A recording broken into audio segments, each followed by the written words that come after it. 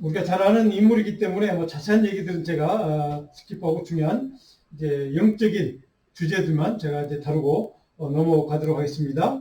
우리가 지난주에 했던 공부를 좀 요약을 해보자면 1절에 우리가 읽었던 내용은 뭡니까? 우리가 잘 아는 말씀이죠. 하나님께서 인간을 먼저 찾아오셨다는 겁니다.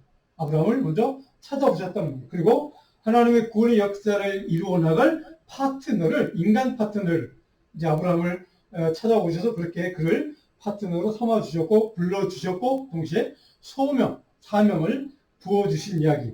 이것이 이제 1절부터 5절까지 살펴봤던 내용입니다. 그래서 1절에 우리가 잘 아는 것처럼 내 친척과 고향과 아버지의 집을 떠나서 내가 보여줄 그 땅으로 가라. 이렇게 명령하시고 그를 불러주신 이야기, 사건.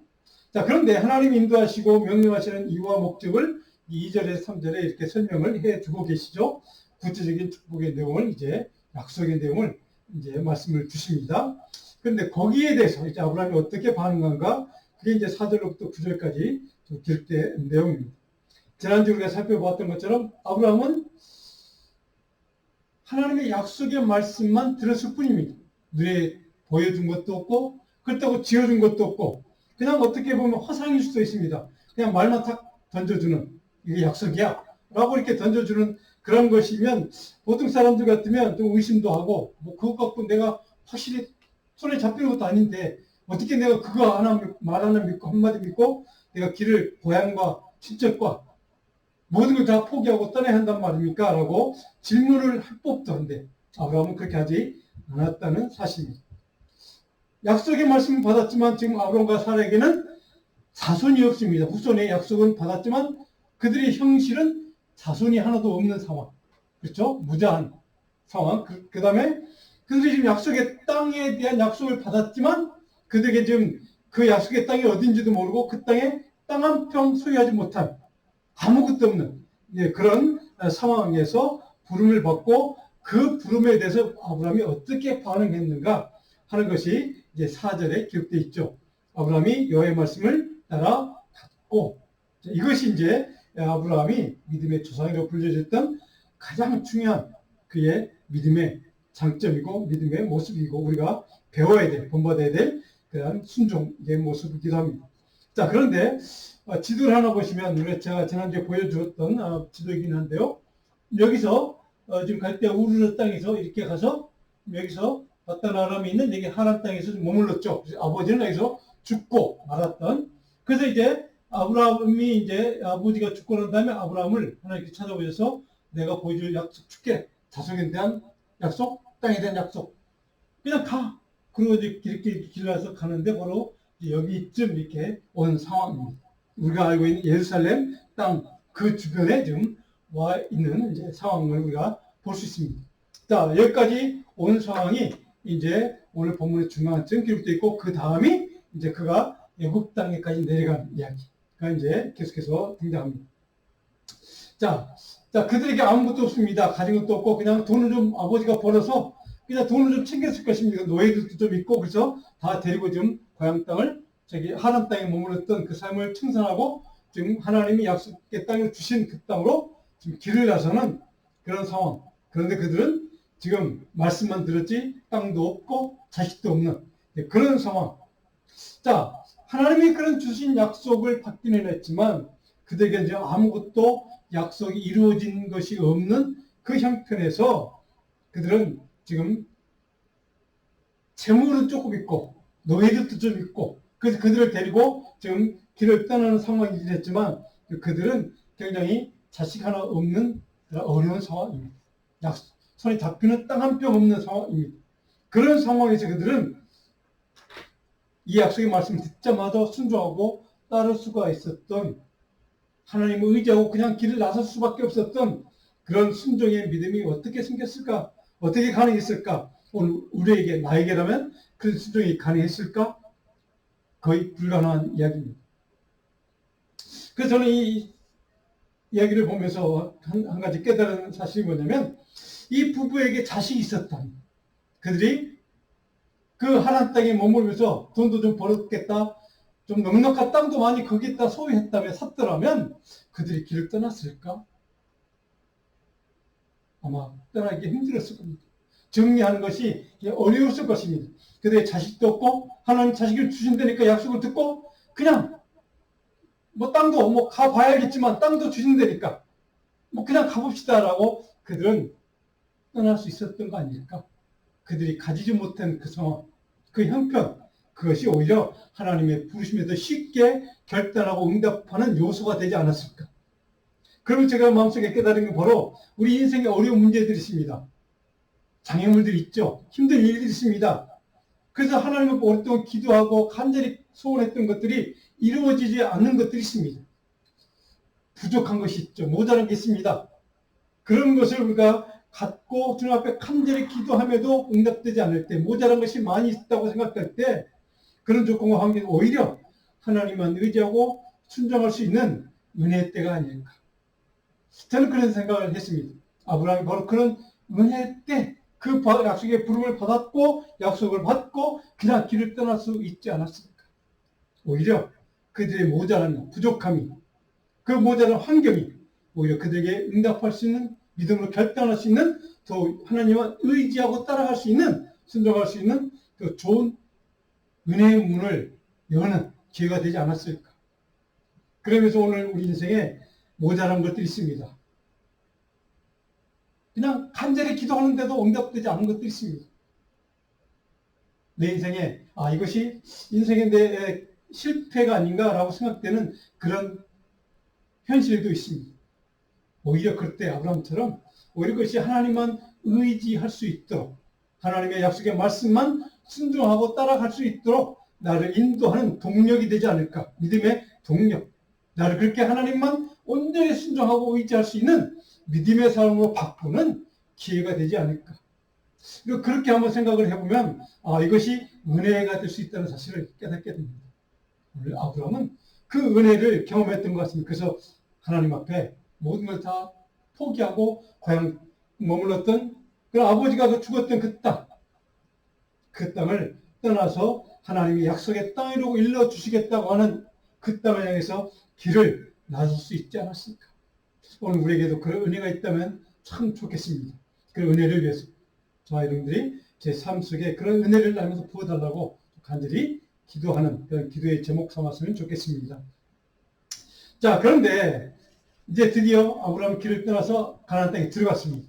그런데 그들이 들어가서 머무는 땅이 6절입니다. 6절에 보니까 아브라함이 그 땅을 지나 세겜 땅 모래 상수리 나무에 이르렀다 이렇게 됐습니다. 가나안 땅 모래 상수리 나무에 이르렀다 갔더니 가나안 사람이 그 땅에 거주하고 이미 거주한 사람도 있었다는 것, 땅주인이 있었다는 겁니다. 자, 근데 이게 모래 상수리 나무를 여러분들이 좀 주목해 보십시오. 자, 세겜 땅 모래 상수리 나무, 이 상수리 나무가 등장하면 꼭 우상 숭배, 가나안 땅 원주민들이 우상을 숭배했던 우상 숭배를 상징하는 지역을 의미하는 단어라고 생각하시면 쉽게 이 단어가 가진 뜻을 우리가 알 수가 있습니다. 우상 숭배를 상징하는 표현이기도 합니다. 우상 숭배 지역이다 라고 하는 것을 알 수 있다는 거죠. 창세기 35장 4절을 한번 볼까요? 우리 소개는 제가 여면하고 스크린을 보시면 이렇게 됐습니다. 그들이 자기 손에 있는 모든 이방 신상들과 귀고리들을 야곱에게 주는지라 야곱이 그것들을 세겜 근처 상수리 나무 아래 묻고 이렇게 됐습니다. 이게 무슨 상황이냐면 야곱이 이제 고향 친척을 떠나서 에서가 장자권을 팔아먹지 않았습니까? 이제 그래서 도망가서 라반의 집으로 이제 도망갔다가 이제 어느 정도 지난 다음 한 20년 지난 다음에 이제 자식도 생기고 이제 자손 많이 모았습니다. 그리고 이제 다시 형 에서에게 화친을 하러 고향 땅으로 돌아가는 장면에 그런 기록된 말씀입니다. 그때 돌아가면서 야곱이 가족 모두에게 요구합니다. 너희들이 지금 땅을 떠나기 전에 이 땅에서 숨겼던 우상 신상들을 다 모아 나한테 가지고 와 하고서 그 모든 신상들을 가지고 와서 그것을 퍼묻었던 곳, 이것이 세겜 근처 상수리 나무 아래 같은 장소입니다. 그렇죠?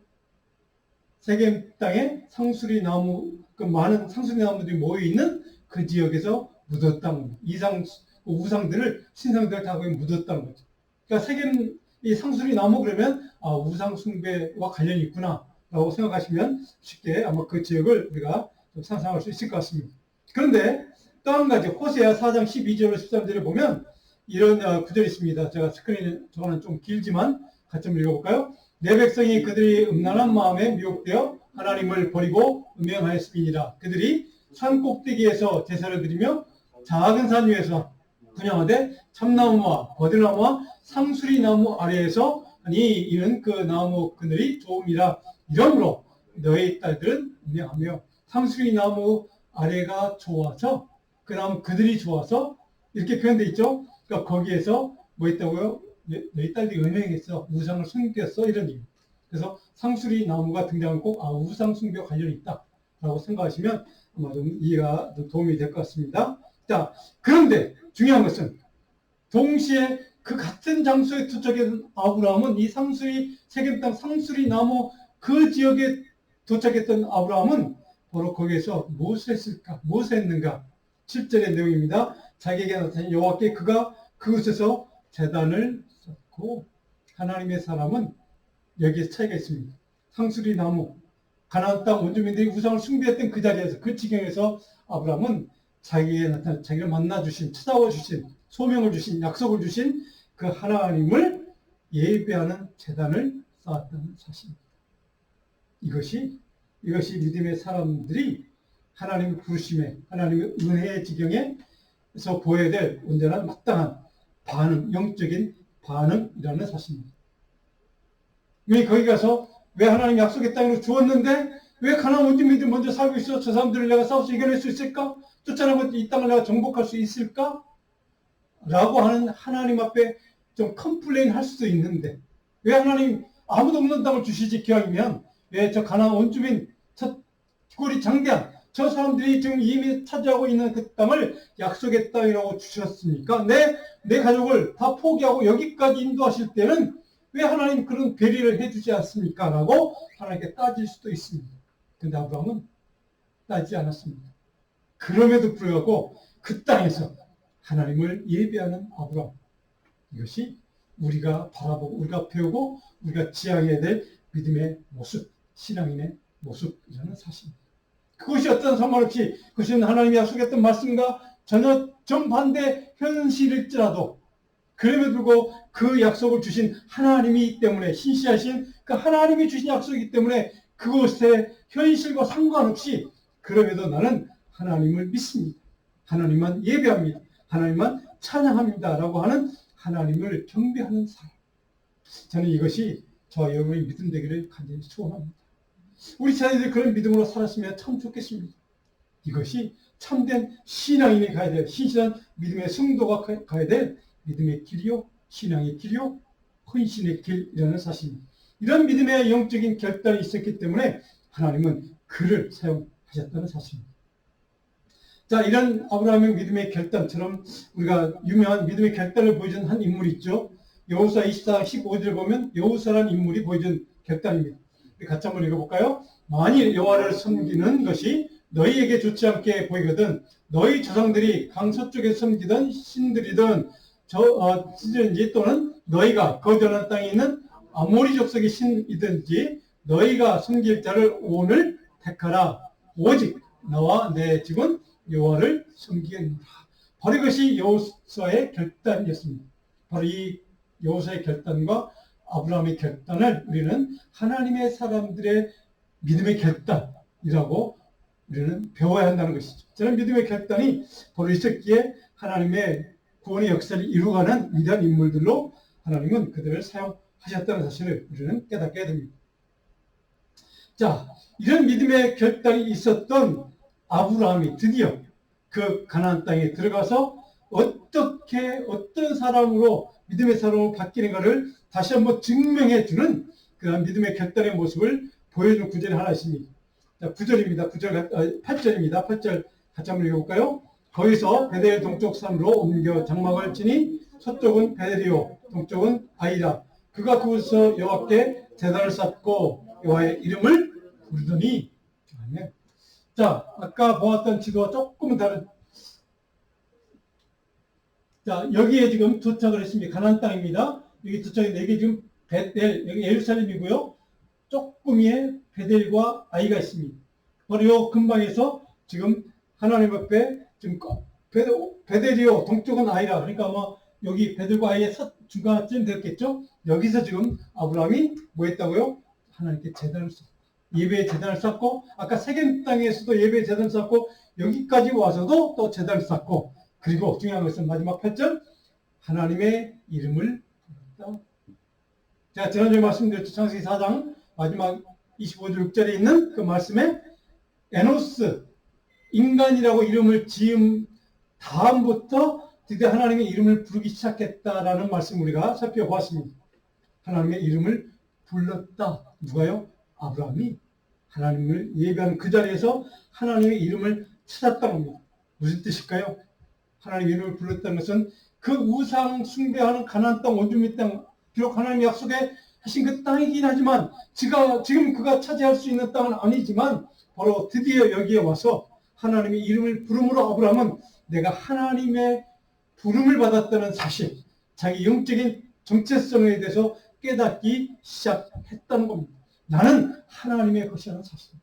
내가 우상숭배하는 자들이 각각 이 땅에 와서, 가나안 땅에 와서, 바로 내가 여기 와서 하나님 앞에 기도하고 예배하면서 깨닫는 것은 내가 우상숭배는 하나님이 약속했던 정말 약속과는 좀 거리가 먼 땅이라고 보여지는 이 땅에 내가 와서 보니까 내가 정말로 하나님의 약속을 받고 그 약속에 따라 움직여온 순종의 믿음으로 여기까지 온 하나님의 사람이라는 것을 스스로 영적인 정체성을 깨닫기 시작했다는 겁니다. 동시에 하나님 이름을 불렀다는 것은 내가 하나님만을 부르짖고 하나님만을 찾고 하나님과의 인격적인 관계성 속에서 살아가야 될 존재가 바로 나라는 존재를 아브라함은 깨닫기 시작했다는 뜻입니다. 여기에서부터 바로 그 인생이 바로 온전한 믿음의 사람, 순종의 사람으로 변화되는 역사가 일어나기 시작합니다. 물론 이전에 약속의 말씀을 따르고 모든 걸 포기하고 여기까지 왔습니다. 그런데 여기까지 와서 보니까 현실은 다르거든요. 약속과는 다르거든요. 그럼에도 불구하고 그런 자리에서도, 그런 현실에서도 아브라함은 하나님을 신뢰했고 약속을 신뢰했다는 뜻입니다. 그래서 내가 일평생 하나님과의 인격적인 관계성 속에서 하나님만 의지하고 하나님만 바라보고 내 인생은 하나님과의 관계성 속에서 내 인생을 해석하고 이해하지 않으면 내 인생은 아무런 가치가 없다는 사실을 아브라함은 드디어 깨닫기 시작했다는 뜻입니다. 물론 그의 깨달음은 온전히 좀 더 많은 시간이 흘러야만 온전한 순종의 사람으로 바뀐 것을 우리는 잘 알고 있습니다. 그런데 바로 여기서부터 하나님을 찾는 그 순간 자기 영적인 정체성을 정확히 깨닫는 아브라함, 일평생 하나님의 이름을 부르는 사람, 하나님의 자녀로서의 자기 자신의 정체성을 깨닫고 하나님의 백성답게 살려고 노력하는 인물, 신앙의 사람이 되기 시작했다는 사실입니다. 자, 그런데 그 다음 우리가 9절, 점점 남방으로 옮겨갔더라, 이 짤막한 한 구절이 많은 의미를 담고 있습니다. 많은 영적인 교훈을 가르치는 말씀입니다. 그런데 그런 영적인 정체성을 깨닫기 시작하고 하나님의 사람으로 살려고 마음 먹고 결단했던 그 아브라함에게 그 약속이 이루어지기까지는 기다림의 시간, 인내하는 시간이 필요했다는 사실을 우리는 깨닫게 됩니다. 갔는데 현실이 아니거든요. 그 점점 더 남방으로 내려가기 시작합니다. 더 내려갑니다. 그리고 10절에 보니까 오늘 보면 우리가 읽었던 그 말씀에 보니까 어떻게 시작합니까? 그 땅에 기근이 들었으므로 기근 때문에 남방으로 점점 더 풍요한 땅이 있다더라, 더 양식이 많다더라라고 하는 그 땅 가서 보니까 그게 어디입니까? 이게 애굽 땅까지 내려가게 됩니다. 약속의 땅 가나안 땅에 머물지를 못합니다. 그는 기근 때문에 점점 애굽에 거류하려고 10절에 보니까 그리로 내려갔다 이렇게 됐습니다. 바로 9절에 바로 점점 남방으로 옮겨갔다는 단어가 바로 애굽 땅으로 내려갔다는 의미이기도 합니다. 무엇 때문에? 기근 때문에. 삶의 현실, 물론 기근 때문에 거기서 굶어 죽는 것보다는 무엇인가 먹을 것을 위해서 찾아 나가려고 하는 것, 그렇게 노력하는 것은 결코 문제가 아닙니다. 인간적으로 그렇게 할 수 있습니다. 당연히 그렇게 해야 되는 것이 또 현실이기도 합니다. 그런데 바로 하나님의 약속이 이루어지기까지 바로 그에게는 기다림의 시간, 인내의 시간, 그 기다리는 동안에 여러 가지 사단의 유혹과 미혹과 시험이 또 연단의 사건들이 그에게 찾아오게 되는 것을 우리는 보게 됩니다.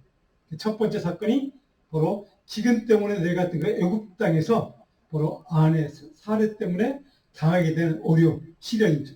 이것이 바로 그가 경험했던 첫 번째 연단의 문제이기도 합니다. 자, 현실적인 문제 때문에 먹고 사는 문제 때문에 그는 내려갈 수밖에 없었다는 것을 우리는 이해할 수 있습니다. 인간적으로 잘못된 것은 없습니다. 가정을 이끌고 그 가정을 살리기 위해서 그는 가장으로서 해야 될 일을 마땅히 한 것으로 우리는 이해할 수 있습니다. 그런데 중요한 것은 여기서 우리가 한 가지 아브라함이 여기서 좀 이렇게 실패한 것은 무엇인가? 이전에 하나님의 부름을 받고 약속을 받고 여기까지 왔습니다. 그렇다면 하나님, 내가 이런 기근의 문제를 만나서 지금 내가 좀 살아야 되는데 가족을 먹여 살리고 현실적인 문제를 해결해야 되는데 하나님, 내가 어디로 가야 되겠습니까? 어떻게 해야 되겠습니까? 여기 머물러야 합니까? 그러면 하나님이 해결책을 주실 겁니까? 아니면 내가 다른 곳으로 식량이 풍성하다고 하는 저 애굽 땅으로 내려가려고 하는데 그렇게 생각하고 있는데 그런 정보를 들었는데 하나님, 내가 그대로 움직이는 것이 주님의 뜻입니까? 라고 저도 한 번은 하나님께 물었어야만 합니다. 하나님과의 인격적인 대화와 인격적인 대면의 관계를 갖고 살려고 믿음을 결단했던 아브라함이라면 적어도 그 어려운 문제 앞에서 이렇게 한 번은 하나님께 질문해야만 했던 그런 상황이었다는 것이죠. 그런데 아브라함은 거기에 실패했다는 사실입니다. 오늘 우리들의 모습이기도 합니다.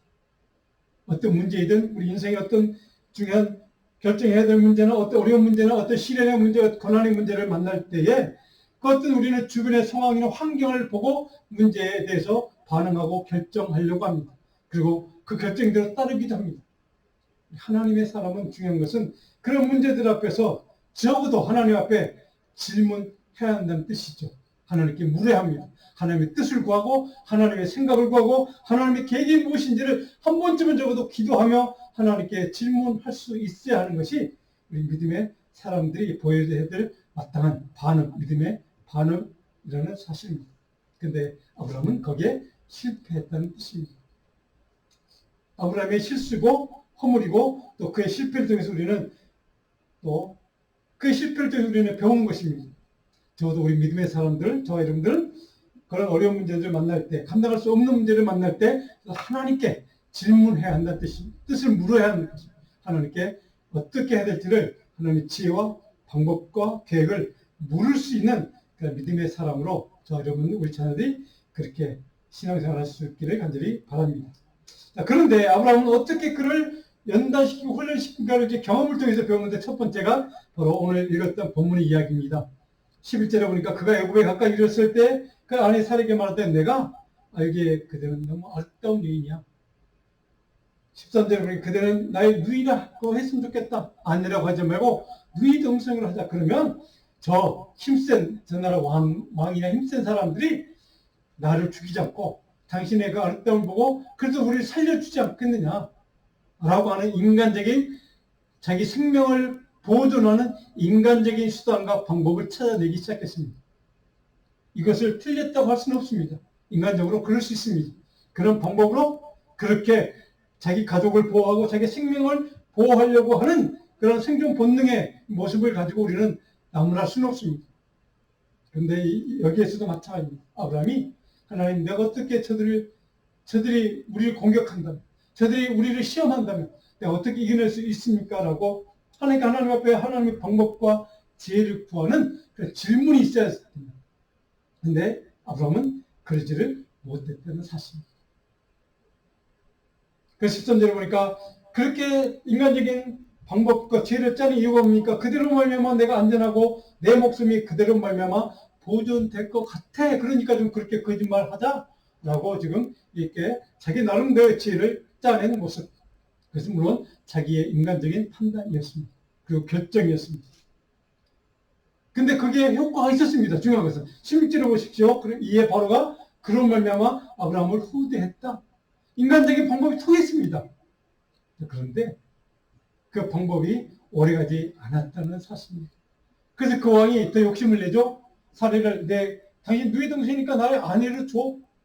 그랬더니 이제 거기에서는 이제 아브라함이 어떻게 할 방법이 없는 거예요. 인간적인 방법은 한 단계, 첫 걸음은 성공할 수 있지만 오래가지 못한다는 사실입니다. 인간적인 얄팍한 술수나 얄팍한 지혜나 그런 방법은 오래가지 못한다는 사실입니다. 한계가 있다는 뜻이기도 합니다. 바로 여기에 우리가 깨달을 할 지혜가 바로 이것입니다. 어떤 상황이든지 어떤 문제든지 하나님께 먼저 질문하자는 겁니다. 묻자는 겁니다. 하나님의 지혜와 도움을 구하자는 겁니다. 이것이 아브라함의 실패로부터 배우는 영적인 귀중한 소중한 교훈이기도 합니다.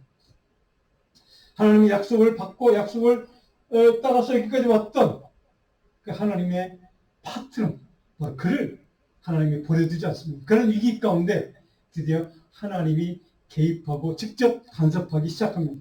17절에 보니까 여호와께서 이렇게 시작합니다.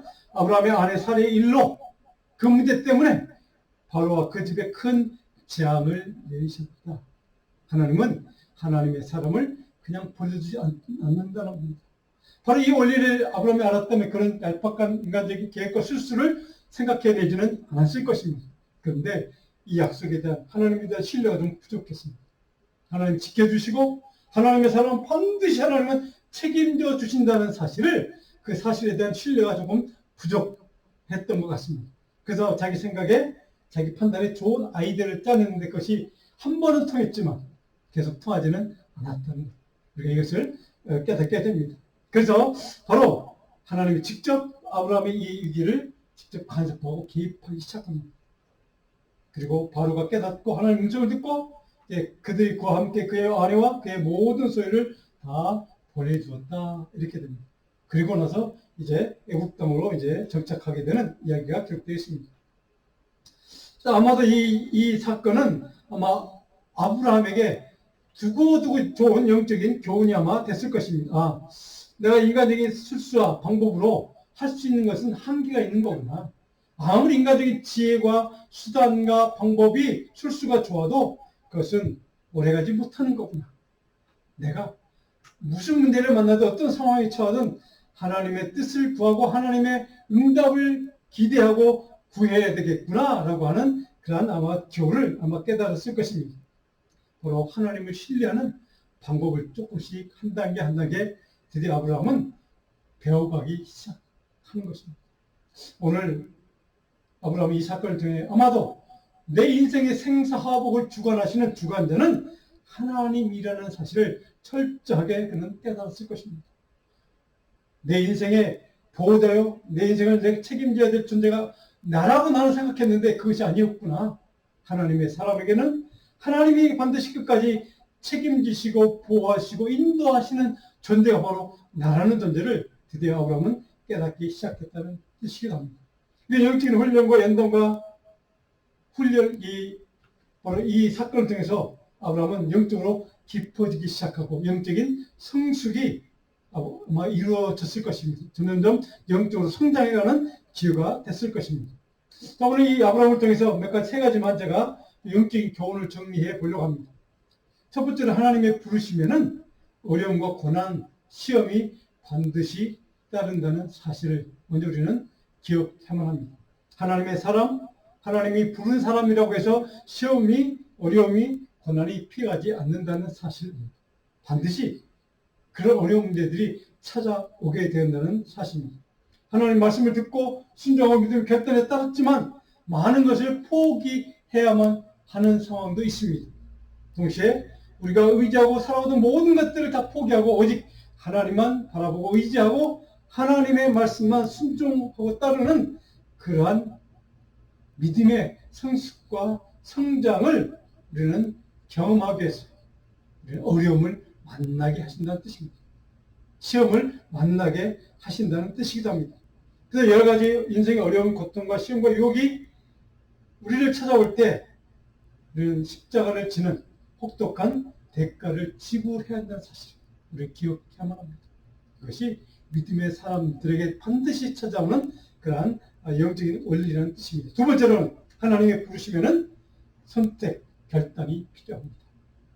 아브라함처럼 하나님의 부르심 받고 여기까지 왔지만 하나님만을 예배하겠다고 하나님의 이름만을 내가 찾겠다고 하는 믿음의 결단이 필요하고 동시에 그 모든 것들을 다 포기하고 세상적인 모든 자기가 의지할 수 있는 모든 대상을 다 포기하고 하나님의 약속의 말씀이기 때문에 그것만 순종하고 따라오는 결단도 필요하다는 뜻이기도 합니다.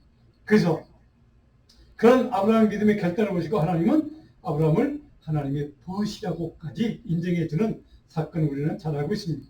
세 번째로 하나님의 말씀에 순종한다는 무엇인가? 거기에는 세 가지가 작용해야만 합니다. 하나님의 영, 성령이 작용해야 합니다. 그리고 하나님의 선택이 있어야 합니다. 그리고 하나님의 은혜가 있을 때 순종이 비로소 가능하다는 사실입니다. 내 능력, 내 믿음이 좋아서 하나님 말씀 앞에 온전히 순종하는 것이 가능하지 않다는 사실을 깨달아야만 합니다. 하나님의 성령의 능력이 역사하고 하나님 나를 선택하신 그 택함이 있어야 하고 그리고 하나님의 긍휼과 은혜가 내게 임했을 때 비로소 내가 하나님 아브라함처럼 온전한 순종의 사람, 믿음의 사람으로 그렇게 변화될 수 있다는 사실입니다. 베드로전서 1장 2절은 그래서 우리에게 이렇게 말씀하고 있습니다. 같이 한번 읽어볼까요? 성령이 거룩하게 하심으로 순종함과 예수 그리스도의 핏부림을 얻기 위하여 택하심을 받은 자들에게 편지하노니 은혜와 평강이 너에게 더욱 많을지어다. 성령이 거룩하게 하심으로 순종함과 성령이 거룩하게 하는 그 능력 때문에 우리가 하나님 앞에 순종하는 사람이 될 수 있다는 뜻입니다. 바로 하나님의 성령이 역사해야만 우리가 순종의 사람으로 변화되는 영의 사람이 될 수 있다는 뜻이기도 합니다. 사랑하는 여러분, 오늘 우리가 비록 믿음으로 순종하며 따라가는 길이지만 거기에도 분명히 어려운 문제와 고난과 고통이 있을 수 있다는 사실. 그럼에도 불구하고 그 길이 비록 고통스럽고 힘들고 사망이 음침한 골짜기처럼 그런 힘든 길일지라도 결코 믿음과 순종의 길을 포기하지 않는 아브라함과 같은 저와 여러분 되기를 간절히 축복합니다. 하나님 그 길을 가도록 성령께서 하나님 능력으로 우리를 지켜주시고 보호하시고 인도해 주실 줄로 믿습니다. 그것이 믿음의 사람이 누리는 축복이요 하나님이 반드시 그렇게 하시겠다는 약속의 말씀입니다. 오늘 한 주간 동안 묵상하기 원하는 요절 말씀은 로마서 6장 16절로 18절 말씀입니다. 우리 천천히 한번 같이 한번 읽어볼까요? 너희 자신을 종으로 내주어 누구에게 순종하든지 그 순종함을 받는 자의 종이 되는 줄을 너희가 알지 못하느냐? 혹은 죄의 종으로 사망에 이르고 혹은 순종의 종으로 의에 이르느니라. 하나님께 감사하리로다. 너희가 본래 죄의 종이더니 너희에게 전하여 준 바 교훈의 보를 마음으로 순종하여 죄로부터 해방되어 의에게 종이 되었느니라. 아멘. 순종의 종으로 의에 이르다. 예수 그리스도의 구원의 은총 가운데 이르는 저와 여러분 하나님의 능력 가운데 성령의 충만한 능력으로 그 은혜가 보여지는 사실을 반드시 믿고 성령의 은혜와 도우심과 능력을 구하는 저와 여러분 되기를 간절히 축원합니다. 잠깐 기도했으면 좋겠습니다.